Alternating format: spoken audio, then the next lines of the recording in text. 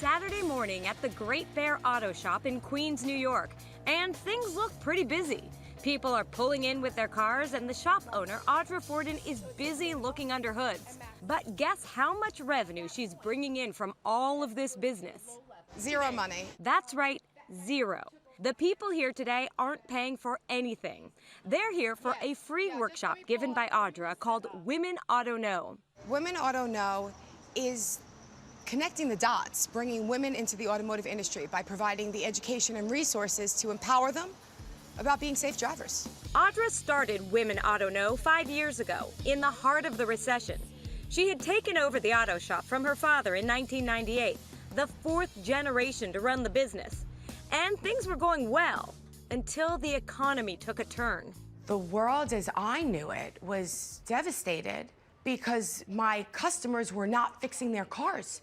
They had no jobs and they couldn't afford to do auto repair. Audra would sit outside her shop and watch the boulevard, worried about her prospects. All the cars were passing by and it was not very many cars. The bus stop where I was waving to my neighbor was full. She knew she had to do something to get more customers, or she'd have to shut down the company that had been in her family for generations. Around the same time, a few things happened to her that made her rethink her industry.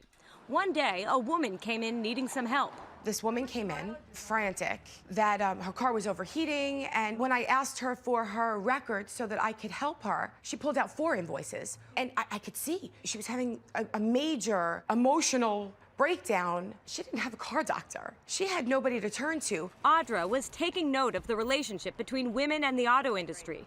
She tells the story of a customer who called Great Bear, and when Audra answered the phone and tried to help him, he insisted on being connected to a man. There was a janitor cleaning, and I put him on the phone. I was on the other phone. I was whispering on the other end what he should say. And once in Arizona, she was with a girlfriend whose car broke down, and the repairman told her she needed to pay a bunch of money because her air pump was broken. I was like, can you show it to us? Can we see it? So he opens up the hood, and he pointed to the alternator. With those stories in the back of her mind and the recession weighing down on her, Audra decided that if she was going to save her company, she was going to have to do it by changing an industry. She would make it her mission to teach women about their cars, help them learn the easy things like changing a tire and checking the oil, and tutor them on the bigger things so they wouldn't get cheated. This to me is Greek. I could be looking at anything right now, and I think I'm typical. I go to the auto body shop, and whatever they tell me, I think, all right, I don't know if you're cheating me or not, but I don't know what to say. Here, fix it, whatever it takes. Is that what you find? Have you ever heard of ABS? I find that people are like that a lot.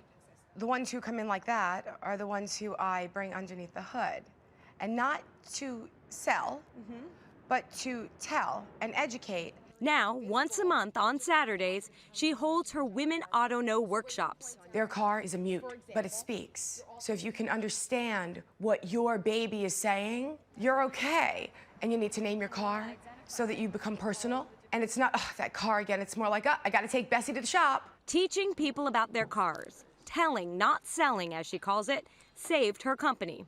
Earning customers' trust must be a big issue in the repair industry. That's the hurdle that everyone deals with on a regular basis.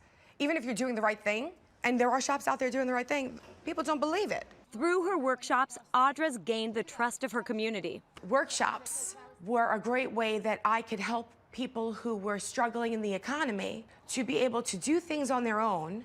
Small services, changing a light bulb. How much is a light bulb? $5? Well, I'm gonna charge you $20 to put it in, but out of all that time, do it yourself. Save your time, save your money. And then when the big stuff happens, when you need a timing belt, or you need suspension or brakes, well, then you come into me, and you know that I'm here for you. Linda Manginaro has been to a workshop and is now a customer.